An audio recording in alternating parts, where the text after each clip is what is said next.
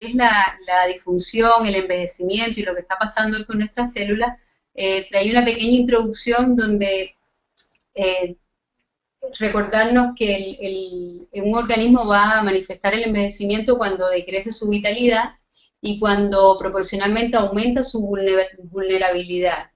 El envejecimiento, como todos sabemos, es un proceso irreversible y que finaliza en definitiva cuando sucede la muerte.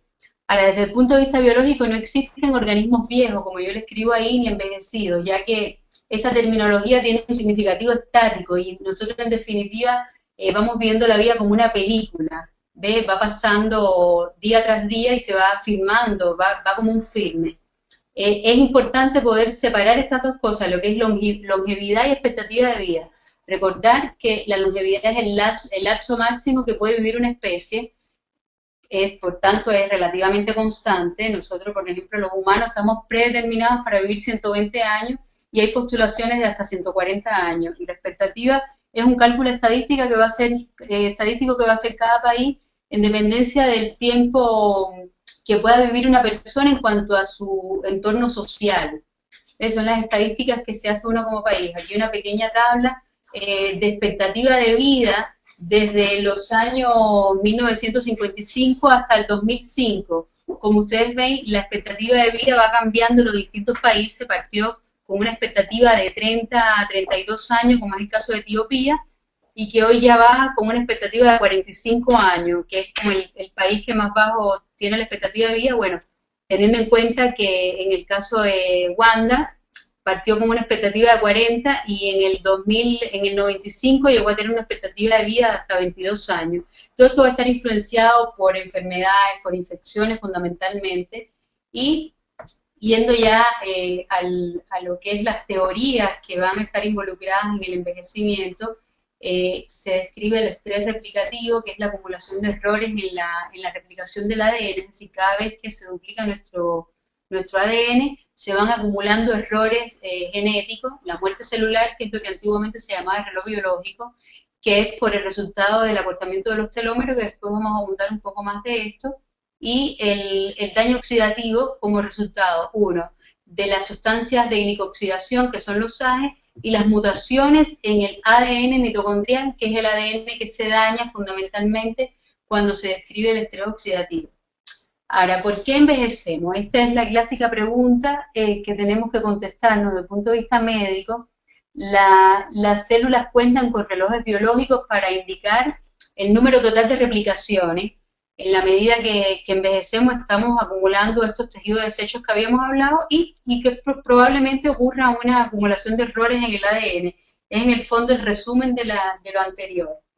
Ahora, ¿qué factores son los que regulan la longevidad?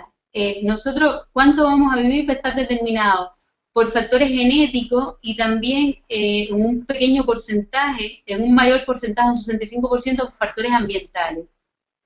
En los factores genéticos se describen cambios a nivel de las apoproteínas, que vamos a especificarlo más adelante, y de la presencia de un HDL con moléculas más grandes, que son los factores que se han podido aislar como causantes de una mayor longevidad. Es decir, en pacientes centenarios se realizaron estudios y encontraron varias mutaciones, ya sea por cambios a nivel de los alelos 2 y 4, y se encontraron mutaciones también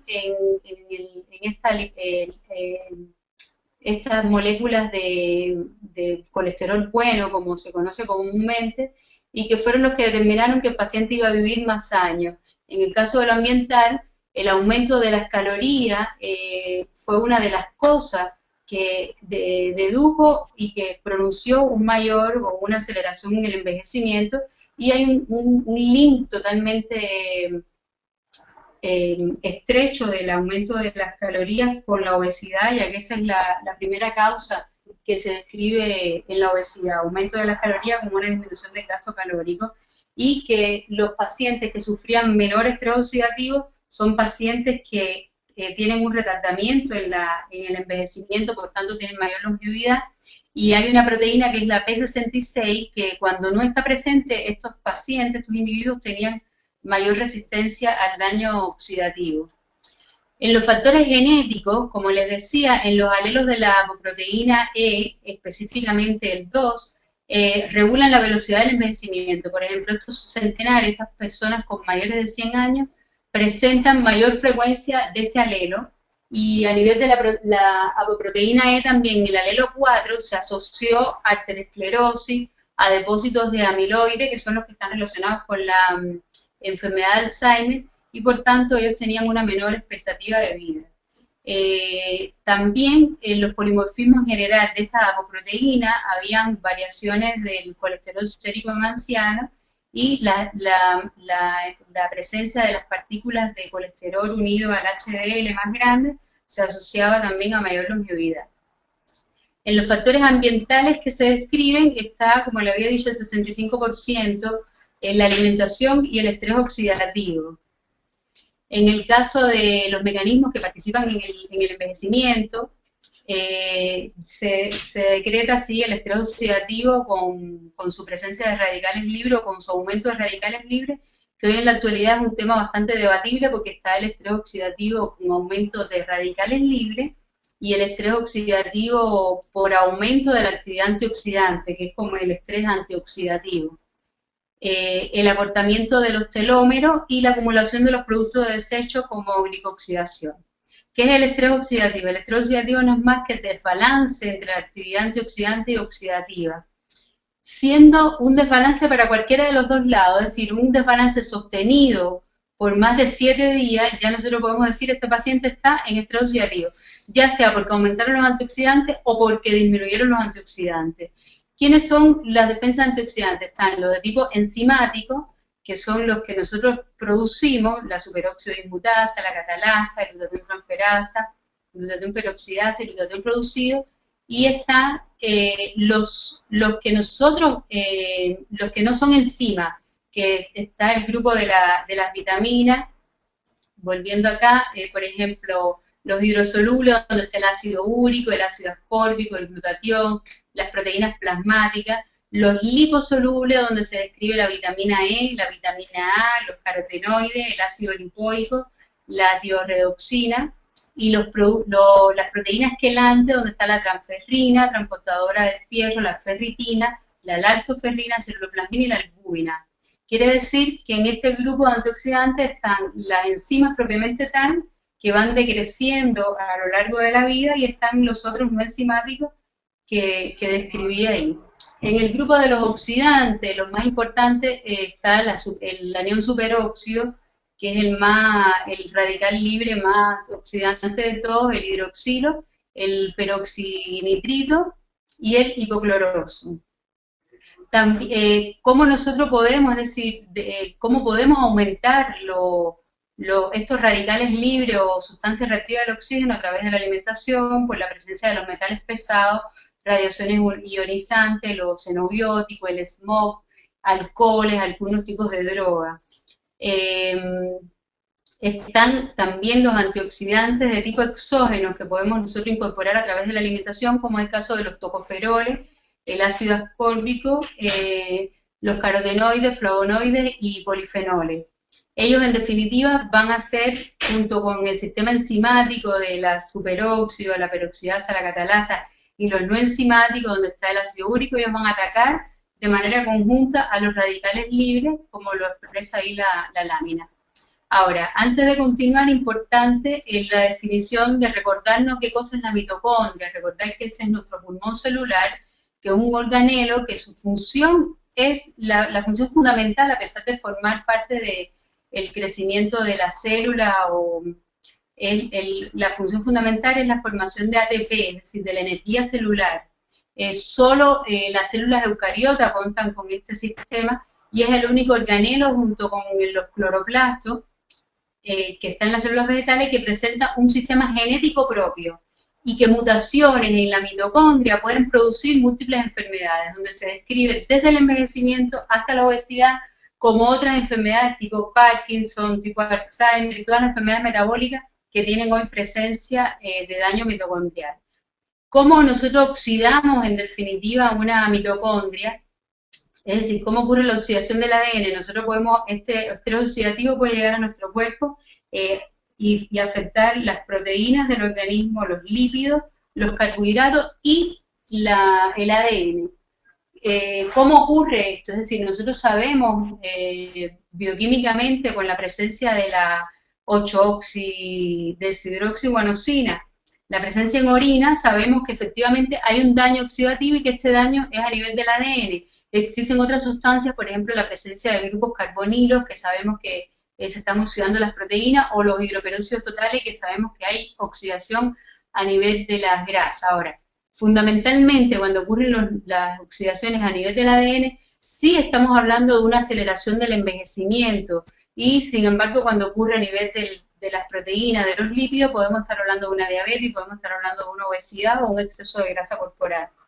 Este es el ciclo donde los radicales, las sustancias reactivas del oxígeno, los ROS, van a atacar la mitocondria, alteran el metabolismo energético, hay mayor formación dentro de la célula de sustancias reactivas del oxígeno, hay un daño de ADN con liberación de la 8-deshidroxiguanosina, y esto va aumentando el daño oxidativo y la disminución de los mecanismos de reparación, es decir, la célula empieza a agotarse y hay una acumulación o una progresividad del daño del genoma y por tanto un envejecimiento que va a hacer que la mitocondria siga alterando este ciclo, este metabolismo energético, va disminuyendo su respiración celular y entramos en el círculo vicioso del envejecimiento por oxidación del ADN.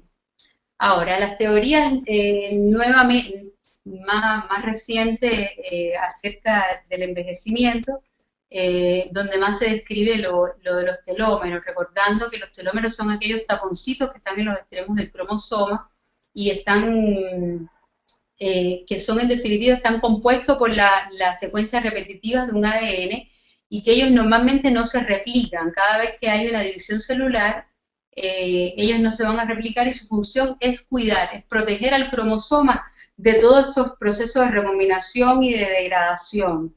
Ellos ubican a los cromosomas y los mueven en distintas etapas de la mitosis y de la meiosis y van a amortiguar la pérdida del ADN. Cada vez que se va cortando nuestro ADN, ellos son los que van a cubrir el extremo cromosómico. Si lo vemos acá, lo podemos ver aquí en la imagen 1, el ADN con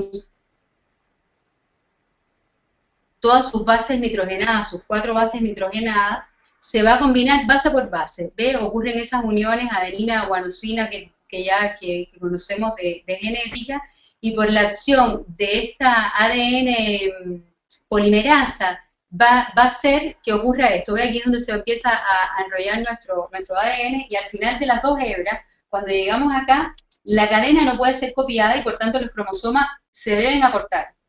¿Okay? Ya aquí nos vamos con una cadena menos. Y aquí es donde entra la telomerasa sintetizando el colágeno. Es decir, la telomerasa evita esto, evita este acortamiento con la síntesis de telómeros nuevos y con estas secuencias altamente repetitivas. Lo que va a hacer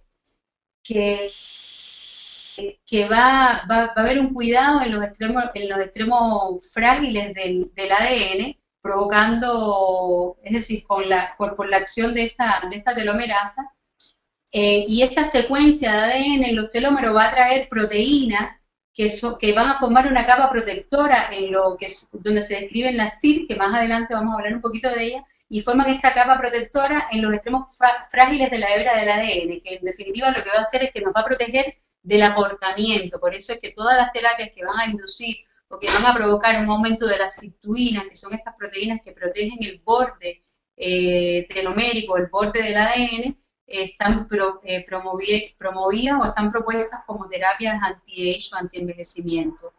Es decir, cuando los telómeros se acortan o bien están dañados, se va a activar este sistema de emergencia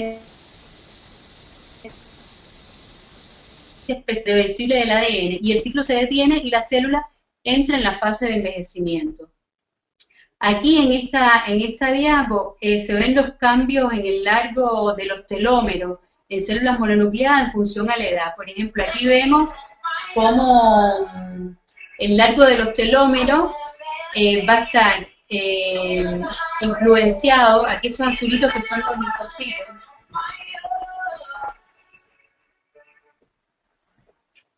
son los linfocitos, se va a ver cómo hay mayor largo telomérico en los pacientes más longevos.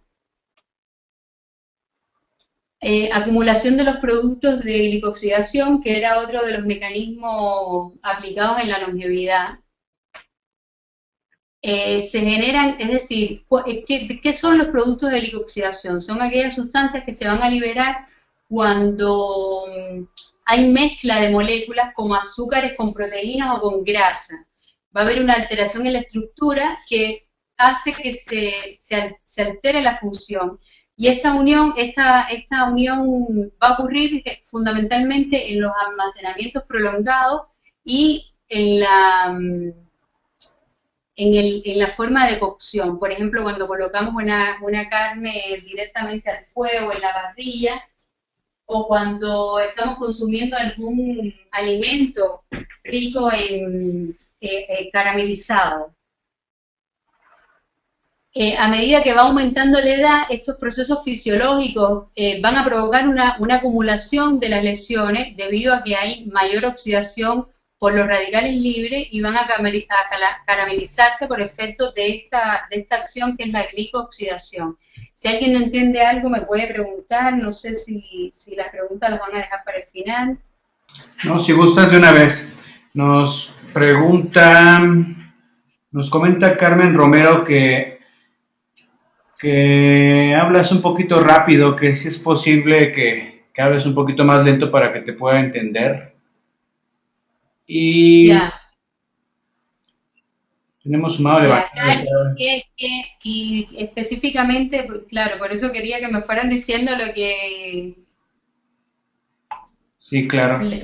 Porque como no veo las caras, no sé si están entendiendo, si me explico bien.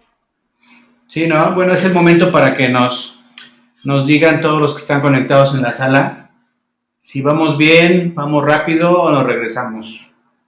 Entonces, eso. Dice María Elizabeth, ¿puedes explicar un poco más sobre el cocinado y almacenamiento prolongado? Ah, perfecto. Mira, María Isabel, por ejemplo, las sustancias que nosotros cocinamos directamente, no sé si has visto, bueno, en cualquier lugar, estas carnes que se colocan directo en la parrilla, hay una parte, piensa que la carne es proteína fundamentalmente y ella tiene grasa también. Esa fusión de la grasa y la proteína con el fuego hace que se libere producto de glicoxidación. Hay un cambio en la estructura, que esto cuando el organismo lo consume, en definitiva lo que va a hacer es depositarse en distintos lugares, puede ser en músculos, puede ser a nivel de paredes arteriales, que más adelante les voy a mostrar unas fotos de biopsias donde se encontraron estos productos.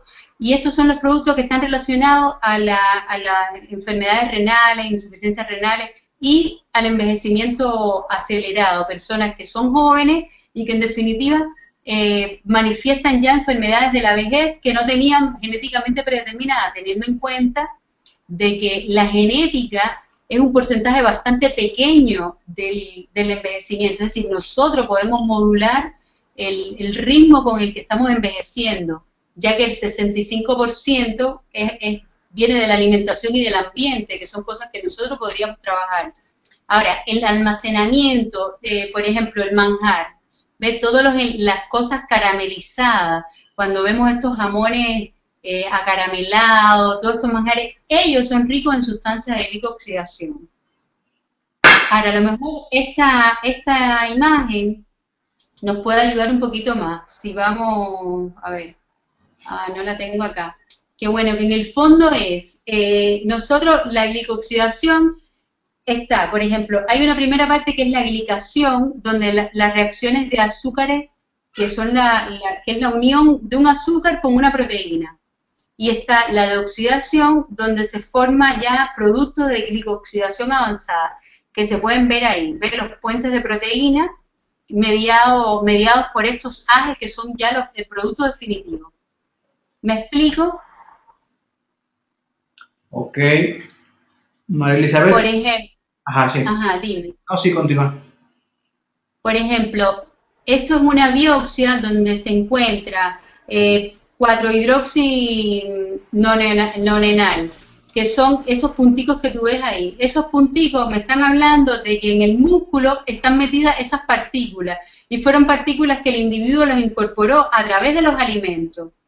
La acumulación, esto es una tabla donde se ven la acumulación de productos de glicoxidación, que es el carboximetillicina. Esto es un producto de glicoxidación que tiene ese nombre y el 4-hidroxinenonal, que también es un producto de glicoxidación. Y ves que van de manera ascendente. Mientras mayor acumulación de AGE, mayor presencia de la 4-hidroxinonenal en el músculo, que también estamos hablando de pacientes que incorporaron esto a través de la alimentación. Y también la relación directa que hay de los productos de glicoxidación con las sustancias proinflamatorias. A mayor consumo de estos enlatados, de estos productos cocinados directamente al fuego, nosotros vamos a tener mayor sustancias proinflamatorias, en este caso factor de necrosis tumoral alfa, que es un factor que está muy ligado con las complicaciones de la obesidad, muy ligado con el envejecimiento, muy ligado con algunos tipos de cáncer, ligado con enfermedades de tipo renales, ¿ven? Entonces, aquí en este caso, la mioesteatosis, que es que estos productos también estimulan la mayor formación o acumulación de grasa a nivel de la masa muscular, que no es lo que uno debería esperar. Entonces nos encontramos que llegamos a una edad determinada, porque habíamos dicho que con la edad estos productos van aumentando. ¿Por qué? Porque obviamente a los 40 años ya comimos más que cuando estábamos más pequeños y a los 60 ya comimos más que a los 40. Por tanto, mientras más edad tengamos, más productos de desecho vamos a tener en el organismo, porque el organismo no tiene mecanismo para poder eliminarlos todos en su totalidad. Entonces quiere decir que muchas veces este sobrepeso fuera de lugar, esta masa muscular llena de grasa que va a provocar un sobrepeso general, está dado por la manera en que nos alimentamos a lo largo de la vida. Hay quien dice, bueno, yo como de todo, como grasa, no me pasa nada, no subo de peso. Bueno, en algún minuto de la historia el cuerpo, el organismo se lo va a aplicar acumulando estos productos en la masa muscular. Wow. Aquí, sí, es realmente impactante. La glicoxidación, como les decía ahorita, no solamente está atada al envejecimiento, sino también a la diabetes, a las cataratas, al Alzheimer, a la arteriosclerosis, a las nefropatías y a las enfermedades vasculares, desde un accidente vascular encefálico hasta un infarto. Es decir, todas las enfermedades vasculares, incluso la hipertensión, podrían estar asociadas a aumentos de productos de glicoxidación dentro del organismo. El estrés replicativo, que es algo más genético, está definido como una replicación ineficiente del ADN, es decir, cuando nuestro ADN o DNA hace que la horquilla de replicación progrese lentamente o se detenga. Ahí nosotros estamos hablando de estrés replicativo. Por ejemplo, un cromosoma que no está replicando, que no se está replicando, cualquier lesión que tenga, se puede reparar rápidamente. Es decir, tenemos estos dos hilitos que son los que conforman nuestro ADN. Una lesión así se repara de manera rápida. Pero cuando el cromosoma está en plena mitosis, hay una replicación o un recombinogénico, las lesiones no son reparables, son más difíciles de reparar más que nada, y por tanto esto es lo que va a provocar un mayor, son difíciles de reparar y por tanto va a haber un estrés a nivel replicativo. Es decir, qué factores están asociados a este estrés replicativo? Las proteínas que estén muy unidas al ADN o al DNA, estructuras secundarias del ADN, las regiones del ADN difíciles de desenrollar, la disminución de la disponibilidad de nucleótidos, las mutaciones helicasas, como es el caso del síndrome de Werner, la hipertensión, la hiperreplicación del ADN, que fue lo que vimos anteriormente, y la inhibición de factores de replicación. Todo esto va a provocar un estrés replicativo y por tanto cambios a nivel la estructura genómica. Ahora, como solución y causa, en el sentido de que la restricción calórica demostró ser una buena solución para la longevidad, por eso una propuesta tanto para la obesidad como para el envejecimiento celular, que se traduce como un envejecimiento específicamente de la persona, está postulada y como número 1 la restricción calórica. En estudios en ratas se vio, por ejemplo, que se alcanzaba mayor longevidad, ¿ves? Si ven acá, esto es edad, 150 años, y la sobrevida fue mayor en las ratas que tuvieron una restricción calórica por encima de un 65%. Esto fue aplicado posteriormente a monos y también tuvimos los mismos resultados, es decir, restringir entre un 25 a un 50% la cantidad de calorías que se consumían ad libitum de un ser vivo, manteniendo un aporte obviamente de nutrientes balanceados, que ahí es donde entra a jugar lo ortomolecular. Esto provocaba una mayor longevidad. La restricción calórica como tal va a disminuir la oxidación de los nutrientes, una disminución de la producción de radicales libres y un menor daño tisular y con menos respuesta de citoquinas o actividad proinflamatoria. Por otro lado, la restricción baja la grasa corporal, produce cambios metabólicos como es disminución de la temperatura, disminución también de la actividad reproductiva, pero aumenta la variación diaria del coeficiente respiratorio. Hay una mejoría del proceso de reparación del ADN y una mayor producción y sensibilidad a la insulina, es decir, mejoraba no solamente el peso, sino también los daños prediabéticos o los daños relacionados con la insulina de los monos que se sometieron a este experimento. Este es el ciclo de cómo la disminución de grasa va a disminuir la glicemia, es decir, cómo la restricción calórica disminuye la grasa corporal, pero a partir de una disminución de la glicemia, con una disminución de la secreción de la insulina por parte de las células beta a nivel del páncreas, disminuyendo el depósito de adipocitos. De esta manera aumenta la adiponectina y baja el factor de necrosis tumoral alfa, aumentando la sensibilidad de la insulina. Por otro lado, va a haber cambios metabólicos a nivel del hígado que no son más que estos de disminución de la glicemia. Aquí están los efectos de la restricción calórica en monos. Por ejemplo, los monos que tuvieron mayor restricción calórica tuvieron una menor mortalidad que los monos que estaban consumiendo ad libitum. Los monos con restricción calórica, que son estas barras más oscuras, padecieron menos enfermedades crónicas y también ellos tuvieron menos enfermedades proliferativas. Es decir, la restricción calórica en monos tuvo un buen efecto sobre la insulina, con una mejoría, una disminución a nivel de la insulina, es decir, los que consumían más tuvieron una sobrevida mayor una sobrevida menor que los que consumían menos alimentos, es decir, que los que estaban en restricción calórica. Ahora, a nivel celular hay una modulación de los procesos, a modo de conclusión, de los procesos inflamatorios. Hay apoptosis, autofagia, quiere decir la muerte celular con el autoconsumo de estas células, y una disminución del estrés oxidativo y de la disfunción mitocondrial.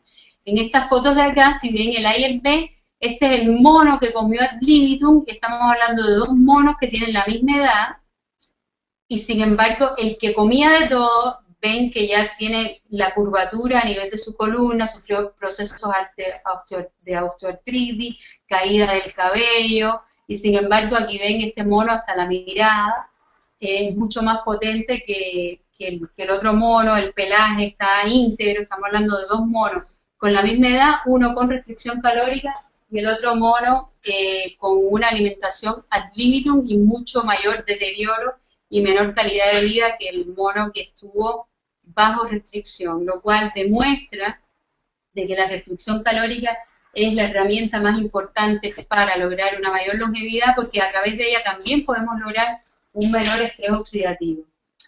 Los efectos de la mortalidad, la edad relacionada con la mortalidad, los monos de control murieron mucho más jóvenes, que hubo un menor porcentaje de los monos control que los de sobrevida de los monos con restricción calórica, y aquí la sobrevida efectivamente fue mayor en los monos que estuvieron con restricción calórica.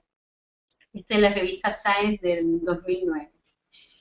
La restricción calórica, además, ¿se acuerdan cuando veíamos cómo se replicaba el ADN y hablábamos de unas proteínas que cuando se había una reparación por parte de la telomerasa, ellas protegían la terminación del cromosoma? Bueno, esta restricción aportó un mayor estímulo en las proteínas de tipo sirtuina, la 1, la 2, la 3, la 5 y la 4, que son de la mitocondria, y las 6 y 7 que son del núcleo. Es decir, en definitiva, esta restricción calórica va a actuar como un balance energético de las células, y además de que estimular la sirtuina, estamos hablando de enzimas que pertenecen al grupo de las nicotinamidas, que son las que actúan como desatilasa, como vimos en la imagen de la reproducción del ADN. Aquí, específicamente, lo mismo que hablábamos anterior, pero a nivel de cada órgano. Por ejemplo, la SIR1, que están fundamentalmente a nivel hepático, disminuye la lipogénesis, disminuye la gluconeogénesis. A nivel del tejido graso o la masa magra, la masa marrón grasa, que está en la CYP3, hay una disminución de las UCP1 con una disminución, una reducción en el gasto energético.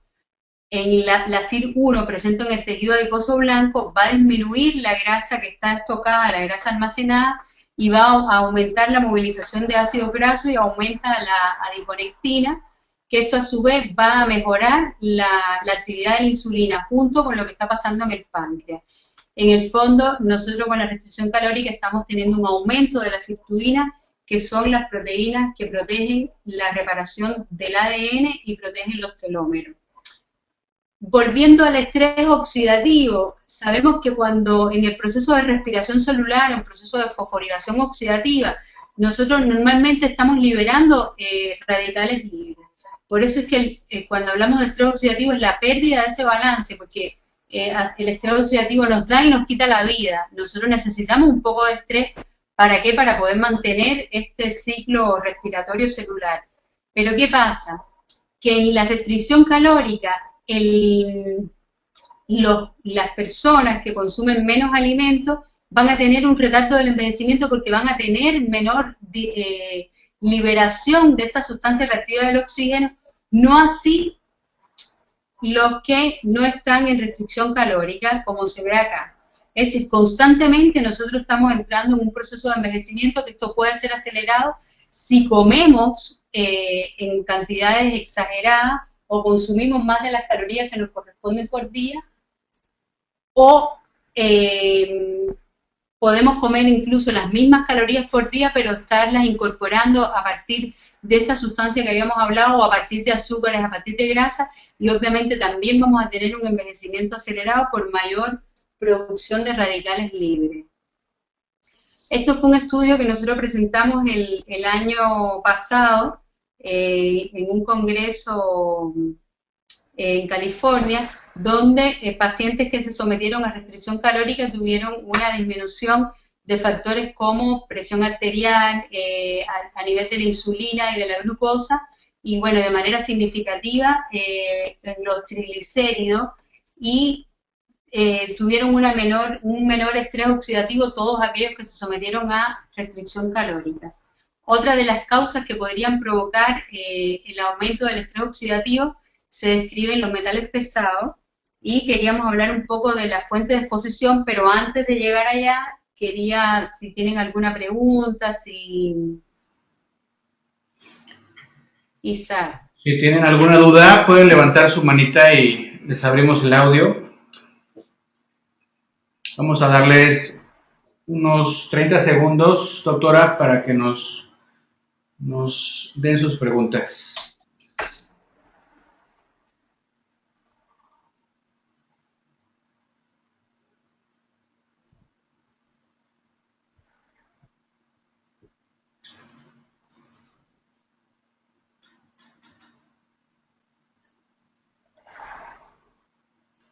Pues parece que no. No, ¿No? doctora, no hay preguntas hasta el momento. Ya. Entonces podemos seguir. Todo ¿Pero bien. están entendiendo o no? ¿O ya voy más despacio? ¿Qué hago? ¿Qué hacemos? No nos dice nada.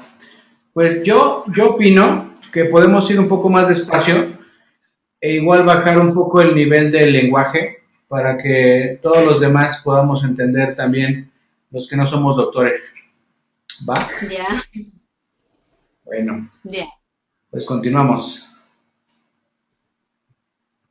Entonces, en el año de 1980 se hace una ley en Estados Unidos para eh, proveer la responsabilidad de la indemnización de todo lo que es limpieza y la respuesta de emergencia a sustancias peligrosas. Es decir, en el medio ambiente se estaban eliminando desechos que eran peligrosos y esto se saca a partir eh, de productos, incluso o envases de las mismas casas. Por ejemplo, gente que botaban sus latas de leche y que encontraron de que muchas de estas sustancias estaban provocando, tenían alta toxicidad y que normalmente los humanos tenemos poca tolerancia a ello. Y de la cantidad, de ahí se armó un listado de 275 sustancias tóxicas que se encontraron en los basureros. Y dentro de ellas, las más tóxicas, se describió el arsénico como el número 1, el plomo, mercurio, en el número 7 el cadmio y en el 18 el cromo hexavalente. De hecho, del cromo hexavalente, hace años atrás se produjo esta película de Erin Brockovich, que se hablaba de la presencia de esta toxicidad y el aumento de enfermedades tipo cáncer en una población específica. Eh, Partiendo por el arsénico, para ir hablando de cada una de ellas, vamos a hablar de las tres más importantes, es decir, más que importante, el arsénico, plomo y mercurio, vamos a reservarnos carne y plomo para que no se haga tan extenso. La exposición ocurre fundamentalmente en el útero, es decir, la bioconcentración de mercurio, plomo y cadmio, arsénico en tejido placentario puede provocar daños oxidativos. De ahí la importancia, fundamentalmente cerebral, de ahí la importancia a las mamás poder realizarse un screening nutricional previo a la gestación para ver cómo están sus niveles de metales pesados, ya que hay muchas probabilidades de que haya una transmisión de estos metales a través de la placenta a la mamá. La exposición puede resultar en alteraciones en el feto a nivel del hígado, a nivel cerebral, a nivel de hueso, y esto provocar cambios a lo largo de la vida, ¿no? Generalmente hay muchos de estos cambios que se asocian con autismo al nacer, pero hay otros que pueden ser tumores en la adolescencia. Eh, Pequeños niveles de exposición crónica a esta sustancia podrían ya provocar algunos síntomas y son aquellos pacientes que nosotros encontramos con malestar general, dolores de cabeza o algún tipo de hipertensión o de crisis hipertensiva o cambios en el ánimo, pero que no están asociados a ninguna enfermedad, son pacientes que nosotros podríamos decir que están intoxicados de alguna manera con metales pesados hasta que se demuestre lo contrario. Es decir, poder evaluarlo y ver si efectivamente hay o no. Ahora, ya cuando hay niveles de exposición crónica, es decir, que el paciente está sometido de una manera constante a estos metales, ya van a haber daño a nivel renal, a nivel neurológico, y son pacientes que incluso pueden haber pasado por esa etapa aguda como asintomático, no haber sentido nada y ya debutar con alguna enfermedad un poco más grave. Por eso, de hecho, es una enfermedad en el escenario clínico difícil, a no ser que se esté muy entrenado, pero siempre hay que tener en cuenta cuando tenemos un paciente que decidimos ya colocarle una terapia ortomolecular, ir en busca de ese justo equilibrio. ¿Cuánto tenemos de metales? ¿Cuánto nos faltan de nutrientes? Y efectivamente llegar al equilibrio, no solamente entrar a la hiper dosificación vitamínica, sino también eliminar todo lo que esté provocando toxicidad. De plomo, ¿qué podemos decir del plomo? Que el plomo fundamentalmente de la exposición, de la polución industrial, por ejemplo, la contaminación ambiental, nosotros podemos incorporar bastante plomo al organismo, las tintas de periódico, utensilios, las fundiciones, son como algunos de los elementos donde se podría encontrar esto y a los que hay que ponerle un pare, los fertilizantes, las pinturas antiguas, los cristales, cerámicas, las loncheras, los dulces, se han descrito, bueno, no es nada con México, pero hubo un estudio donde se reportaron algunos dulces de allá que estaban con exceso de plomo. Hay joyas, por ejemplo, en la Reebok, que en el 2004 se encontraron unas pulseras que estaban muy ricas en plomo, gasolinas de maquinarias agrícolas, de barcos. Ahora, ¿qué mecanismos son los que ocupa el plomo y casi todos los metales para generar la toxicidad? Ellos van a unirse a los grupos sulfidrilo, que están en las membranas de las células, que son los mismos grupos donde se unen estos radicales libres que habíamos hablado, que formaban y que promovían el estrés oxidativo. ¿Y qué van a provocar cuando ocurre esta unión? Problemas autoinmunes, agotamiento de la reserva, agotamiento del glutatión reducido y aumento de los radicales libres en cada uno de los tejidos donde se pueda provocar esa unión. ¿Cómo ocurre la absorción del plomo? Es mucho mayor en los niños, de 5 a 10 veces, es más grande en los niños que en los adultos. Él, como decíamos ahorita, es capaz de atravesar la barrera hematoencefálica, que no está completamente formada a los 6 meses, y puede entrar en el encéfalo de los fetos, incluso de los niños recién nacidos hasta los 6 meses. Síntomas, los primeros síntomas puede ser una disminución muscular difusa, un cansancio, una fatiga general, déficit atencionales. Se han descrito en literatura que hasta 3 partes por millones de presencia de plomo en el organismo ya puede estar provocando desórdenes en el aprendizaje, dolores musculares o en las articulaciones, pérdida del apetito o un sabor inusual en la boca. Dolores de cabeza, también se han descrito insomnio, disminución de la libido en los pacientes ya más adultos, pérdidas de peso de causa no conocida, temblores, interfiere también en la utilización del calcio, del magnesio y del zinc y en el metabolismo de la vitamina D.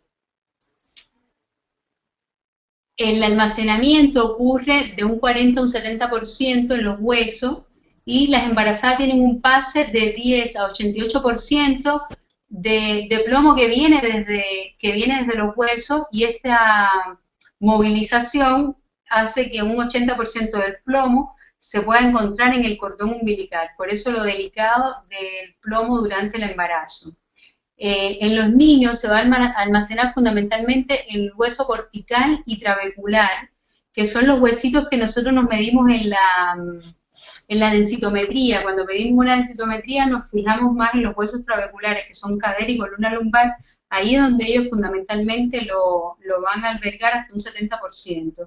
Y en algunos estudios post-mortem se han encontrado en las autopsias un 33% de hígado, de riñón, seguido por corteza medular, en páncreas, en vaso, en ovario, es decir, cualquier tejido del organismo que sea soft, un tejido blando, califica para la acumulación de este metal. ¿Cuáles son las personas, las poblaciones que están en riesgo? Las embarazadas y lactantes, pacientes con osteoporosis y osteopenia, personas que están expuestas, que trabajan con exposición a los metales pesados, como es el caso de la minería, la soldadura, el manejo de residuos, en el caso de la menopausia, o pacientes que tienen hipertiroidismo o que se están realizando tratamientos de quimioterapia o radioterapia. Ya hace 2 años se pudo ver que ya concentraciones de plomo de 2 microgramos por decilitro en sangre ya están constituyendo un problema de salud. En el año 2000 el 38% de los adultos tenían niveles por encima de este umbral, y las áreas donde el suelo y las aguas han estado contaminadas, puede persistir, no cesa la actividad industrial después de décadas, como ha pasado en algunas regiones de Italia, y que actualmente en Estados Unidos, son estadísticas de ello, 454.000 niños presentan niveles de plomo mayor al nivel de tolerancia. Doctora, y nosotros aquí un estudio, ¿sí?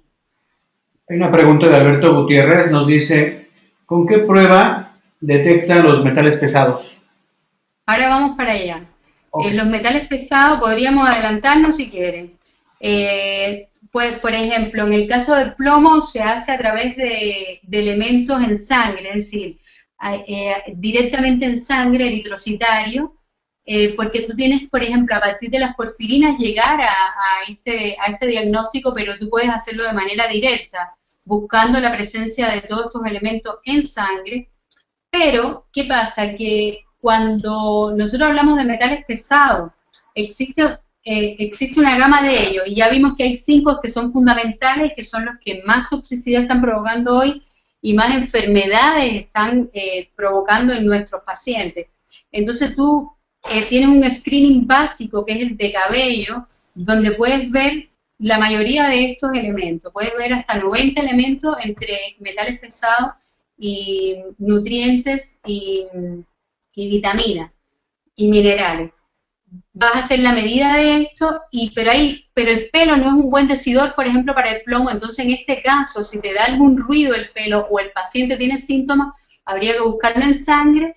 Y la otra forma que nosotros tenemos es provocar la inducción de la salida de este plomo a través de una quelación. Se hace la quelación y se recoge, se lleva después la orina del paciente, y ahí vas a encontrar si efectivamente había una toxicidad por plomo o no. Pero siempre se puede partir desde el screening básico de pelo, de cabello, y los síntomas te van a hablar si seguimos más allá. Es decir, si en el pelo aparece alto, hay que realmente descartar, pero no es decidor el pelo. Sí es decidor para otros elementos, para el estaño, para el aluminio, para el mercurio, pero no específicamente para el plomo. Doctora, ¿Contesto su pregunta? Sí, pero nos pregunta María Elizabeth algo similar. ¿Sí? ¿Qué tipo de análisis, cómo se llama el análisis para detectar estos niveles de plomo en la sangre? De elementos esenciales en sangre, es decir, no se llama así.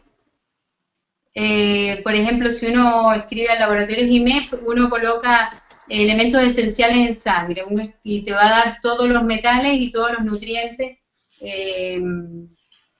que existen, es decir, todos los minerales y todos los metales pesados que vas a encontrar en sangre. No tiene ningún... Dice, se llama Wall Element. De orina se llama tóxicos en orina, metales tóxicos en orina, y el de cabello, elementos en cabello. Y si queremos ver daño de ADN, se busca el DNA, daño oxidativo del ADN en orina. Y si queremos ver estrés oxidativo, se pide así como estrés oxidativo. Esos tienen los nombres de lo mismo que uno está buscando.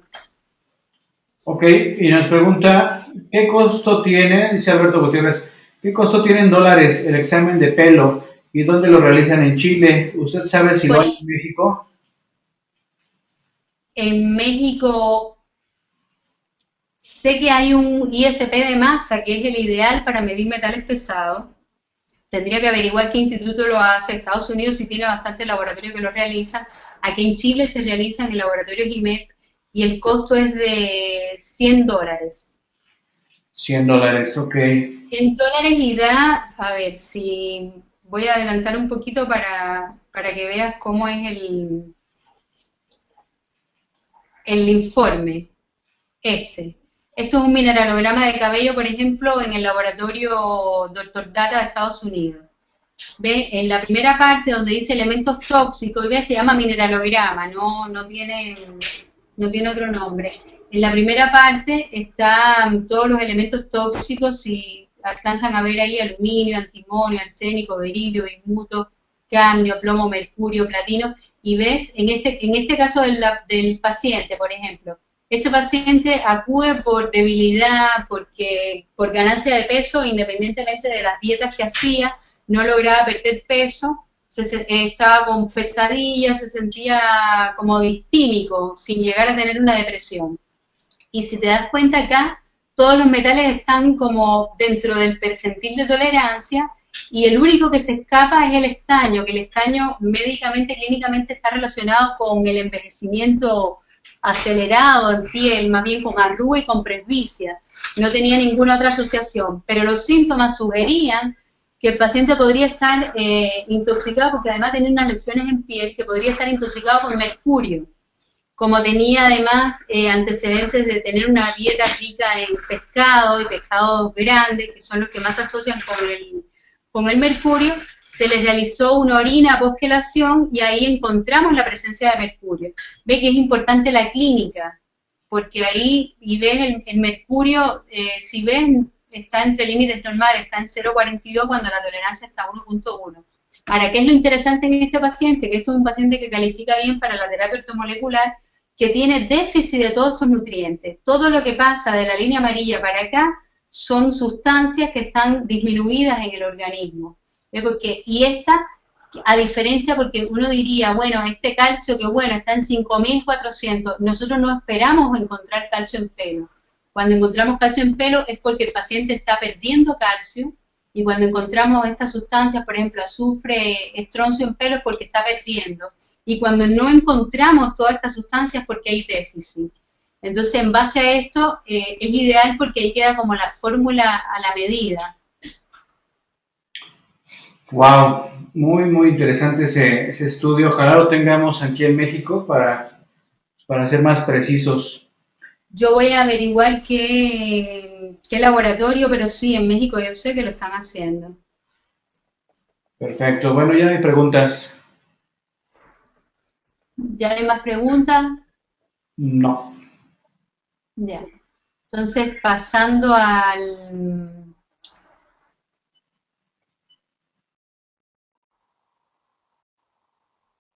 Bueno, un estudio en el 2003 donde exposiciones ambientales al plomo provocó un aumento de progresiones de enfermedades renales en pacientes que no tenían diabetes, es decir, donde en el New England hacen una asociación directamente del plomo y enfermedades renales. Bueno, allí del JAMA se extraje esto, que datos epidemiológicos sugieren que la exposición acumulada, como ocurre en muchos adultos en Estados Unidos, puede ser un factor de riesgo no reconocido hasta ahora para las cataratas, pero esto sale a partir de que un estudio post-mortem de cataratas se encontraron que en 30 ojos extraídos de 16 autopsias, había se encontró mayor presencia de plomo y mayor daño oxidativo del ADN y presencia de radicales libres. Bueno, esto no viene, es un poco hablando de la toxicidad del mercurio, que, claro, que no existe hasta ahora un umbral, según la Organización Mundial de la Salud, un umbral bajo para el mercurio. Cada vez que encontremos mercurio, que ese sí podemos encontrarlo en pelo, hay que quelarlo, hay que tratar de sacarlo del organismo porque lo más probable es que este paciente va a tener eventos de tipo neurológico o de tipo cardiovascular. Ahora, los síntomas y signos que son evidentes de una inhalación por mercurio, es decir, una inhalación de manera crónica, sería el temblor, la gingivitis, los desórdenes neurocognitivos o del comportamiento, como es el caso de la irritabilidad, las depresiones, las pérdidas de memoria a corto plazo, la fatiga, la anorexia, los disturbios del sueño. Esos son síntomas que en presencia de ellos automáticamente uno tiene que pensar, este paciente podría estar con un aumento de mercurio y buscar, es decir, si ya no estamos hablando de un paciente que pasó por todos los screenings convencionales y no encontramos ningún diagnóstico, pero en vez de tapar el síntoma con una pastillita para dormir o para levantarle el ánimo, lo ideal es poder descartar que efectivamente el paciente está intoxicado o no.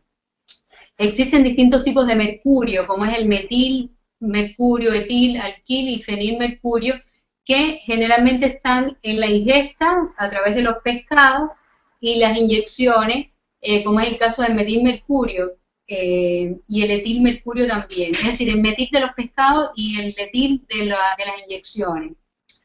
como es el caso de las vacunas que todavía se usan con metilmercurio. Está el mercurio elemental, que se extrae del vapor, de las amalgamas, de los termómetros, de la polución ambiental, y el inorgánico de algunos tipos de cremas cosméticas o sales de mercurio que pueden estar presentes en algunas cosas, pero en lo que más se describió fue en cremas cosméticas y en las emulsiones volcánicas.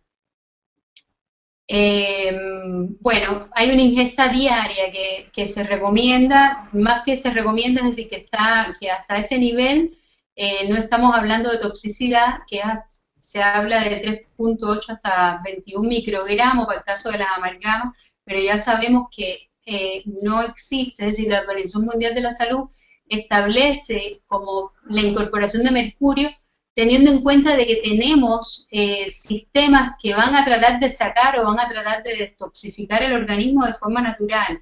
Es decir, yo cuento con que cada uno de mis pacientes tiene sus sistemas de defensa antioxidantes, sistema de glutatión, selenio, que son sustancias que son quelantes naturales, los tienen de manera intacta y van a poder ir eliminando este exceso de metales, pero estamos frente a un medio donde hay contaminación, donde los alimentos tienen mucho fertilizante, es decir, que en definitiva nadie llega en un estado 100% con su actividad antioxidante full. ¿Me explico? Entonces, ¿qué va a pasar? Que probablemente, aunque nosotros estemos con la ingesta que corresponde, estemos respirando un aire con un poquito, más lo que entra por los alimentos, más lo que entra por el agua que tomamos, ya vamos a estar armando un pool grande que ya va a ser tóxico para el organismo. La intoxicación por metales pesados es muy individual y va a tener que ver mucho con la alimentación de la persona a lo largo de la vida. En esta lámina de acá está el ciclo del mercurio, que en definitiva todos los caminos nos van a llevar a él. ¿Por qué? Porque ahí vemos cómo de la polución va a llegar a los animales que están en este lago, en este caso en este mar, las algas, es decir, el mercurio atmosférico, que es el elemental, porque el elemental se describe que no es tan dañino como los metilizados, como el metilmercurio. Pero ¿qué pasa? Que ese elemental va a ser metilizado por los microorganismos que hay, por los microorganismos que vamos a tener acá, ¿ves? Por las bacterias que están acá en las algas, y este a su vez va a ser ingerido por los peces, y nosotros nos vamos a comer los peces. Por tanto, del ambiental también vamos a recibir un poco y también vamos a provocar mayor intoxicación o mayor contaminación.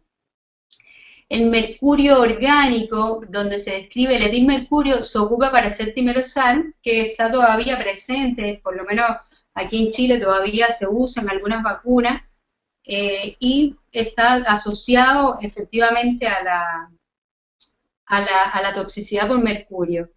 Este metal pesado se excreta predominantemente por las heces fecales, un 90%, y en menor porcentaje por la sudoración y la orina. Por eso es que si queremos ver efectivamente cuánto mercurio hay en el organismo, no podemos pedir una orina de 24 horas solo para buscar mercurio, habría que inducir la salida de este, es decir, colocar un quelante y recoger la orina 6 horas después.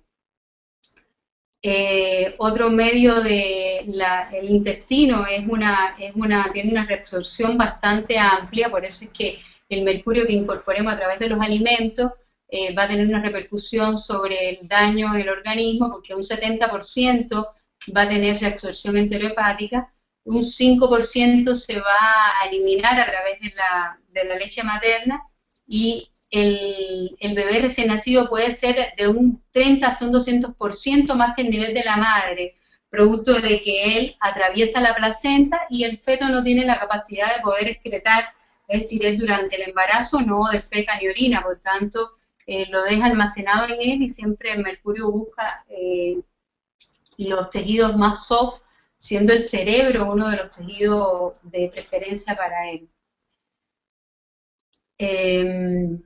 La toxicidad. el metilmercurio, que era ese de las vacunas, y el etilmercurio son los más peligrosos porque son los más estables y ellos son solubles en lípido, por eso es que el cerebro es uno de los más afectados porque estamos hablando de que el cerebro es grasa.